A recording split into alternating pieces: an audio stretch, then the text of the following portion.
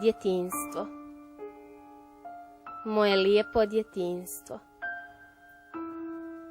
Svakog detalja se rado sjećam.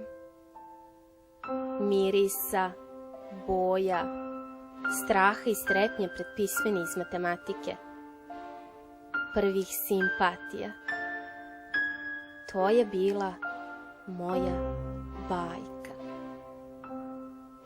A onda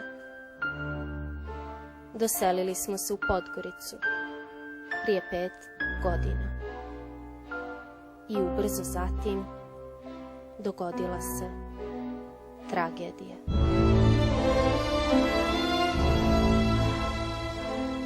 Stradali su mi roditelji i brat. Od tada živim kod ujaka, u njegovoj porodici. Živim u velikom bolu i osjećam da treba da se osamostalim, da sam na smetnji. Prema meni su svi dobri i pažljivi, ali ja sam sama i izgubljena. Moram da nađem svoj put. Moju turobnu samoću presjekao je telefonski poziv Balše iz Bijelog Polja, druga mog pokojnog brata. Rekao mi je da se raspitivao za mene. Pozvao me u hotel Crna Gora na kafu, jer je tu nekim poslom. Brinula sam hoćemo li se prepoznati. Na ulazu u restoran hotela odmah sam prepoznala momka koji me je čekao raširenih ruku. Balša nije štedio riječi, obasipajući me komplimentima. Kako sam porasla, kako sam ljepotica i kako me je baš takvu zamišljao. Objasnila sam mu da planiram da upišem fakultet, a da uskoro treba da počnem da radim kod kume u butiku za školarinu i da ću se potruditi i da radim i da studiram. On me je sa čuđenjem gledao. On mi nije bio zamjena za brata, za mog Đorđa, nije mogao u mojoj duši da zauzme njegovo mjesto, niti je mogao da zaliječi moju ranu. Ali osjećala sam prema njemu istinsku ljubav. Naravno da sam imala neograničeno povjerenje u njega, što je bilo jasno. Da bi na moje iskrene izlive radosti i povjerenja Balša tražio da dokažem da je tako. Dokaz je trebalo da bude moje prihvatanje ponude, da uz njegovu pomoć promijenim život, da zaradim mnogo novca. Nisam ga razumjela, ali nisam ni sumnjala. Balša mi je predložio da pođem u Italiju, kod njegovih prijatelja, gdje bih preko ljeta radila u jednoj crnogorskoj agenciji u Veroni. Bila sam zbunjena. Nastavio je da me ubjeđuje, predstavljajući mi svoje poslovne saradnike kao ekstra ortake koji zapošljavaju po preporuci i traže ograničen broj pametnih, sposobnih i vrijednih djevojaka. Nisam se snalazila ni u ovom gradu, a kako bih se snašla u bijelom svijetu? Velika zarada mi je tek bila nelogična.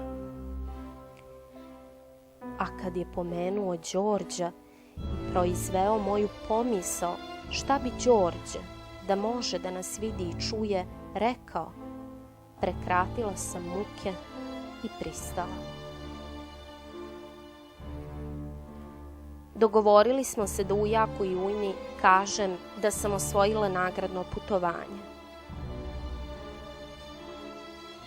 Balši sam se zaklela da ću čuvati našu tajnu, da o odlasku u Italiju nikome neću reći ni riječ.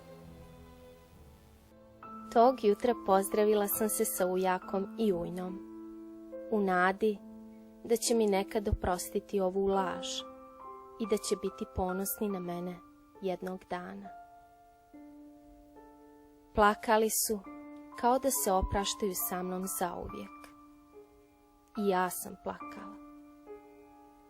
Oni su mi bili sve, a neki čudan osjećaj govorio mi je da ovo ne sluti na dobro. O, zašto onda nisam znala da oslušnem svoje osjećaje i slijedim zdrav razum? Ali bila sam mlada i naivna, a njemu sam vjerovala kao svom pokojnom Đorđu. Tog jutra Balša me je čekao na stanici, nasmijan i raspoložen kao i onog dana kad smo se vidjeli. Bio je to osmijeh koji obećava. Čak sam od djetinjstva potajno gajila najnježnija osjećanja prema njemu. Mislila sam da ćemo zajedno osvojiti svijet i da mi se pored njega ne može dogoditi ništa loše.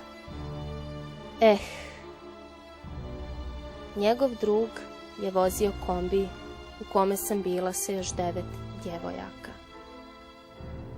Rekli su da najprije treba da ručamo u jednom lokalu na periferiji Podgorice i da tamo sačekamo još nekog. Predale smo im sva dokumenta radi kontrole kako su nam objasnili. Poslije ručka smo popili piće i sjeli u kombi. Bilo mi je jako loše od jake vrtoglavice i čim sam sjela, odmah sam izgubila svijest ili sam zaspala. Kad sam progledala, nije bilo ni Balše, ni šofera, već samo hladni i mračni zidovi nekog bordela u Italiji, gdje sam provela ko zna koliko vremena. Žena po imenu Bambina svakog dana je dovodila po nekoliko muškaraca koji su se smjenjivali nadamnom. Cijepali mi odjeću, silovali me i psovali. Nisam znala ni koja je doba dana, ni koliko je sati, a njihove sjenke me i danas proganjaju kao aveti, kojima ne znam ni ime, ni lik. Svaki put bih pokušala da ispustim krik, ali sam ostajala bez glasa. Ubjeđivala sam sebe da sanjam, da ću se probuditi u svojoj postelji kod kuće, da će ujak i ujna opet biti uz mene, ali uzalud. Ležala sam u lokvi krvi, na javi, u nekom drugom svijetu, za koji nisam ni znala da postoji. U kostima mi je stanovala jeza i jedino sam bila sigurna da ću umrijeti ako im se suprotstavim. I jednog dana sam se srušila od gladi, iznemoglosti i nasrtaja bolesnih muških životinja. To je bila moja sreća u nesreći. Došao je da me obiđe neki italijanski ljekar, koji je kasnije prijavio cijeli slučaj i spasao me. Našla sam se u skloništu za žrtve trafikinga u Nišu. Asistentkinje u skloništu su mi pomogle da stanem na svoje noge i oporavim se. Prolazile su sa mnom sve moje krize i učile me da se oslobodim krivice. Da nisam kriva ja, već kriminalci koji su me namamili, obmanuli i lišili slobode. Ali sredina ne prašta tako lako. Sad sam u Crnoj Gori i stidim se da se uspravim i podignem glavu. Ujna i ujak su poniženi i uvrijeđeni i jedva da govore sa mnom.